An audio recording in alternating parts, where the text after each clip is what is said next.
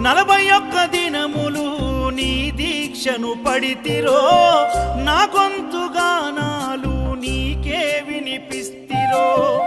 అన్ని వదిలి నేను నీ పూజలు చేస్తిరో నన్ను నేను మరచి నీ సేవలో ఉంటిరో భక్తితోని భజన చేస్తూ బయలుదేరితి శక్తినిచ్చి నన్ను నడిపించు శబరికి నేను అలసిపోతిని నిన్ను చూడలేనని నీ భక్తుడైనా నే బాటసారిని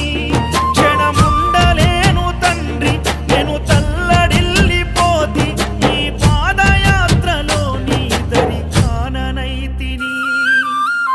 ఎంత దూరం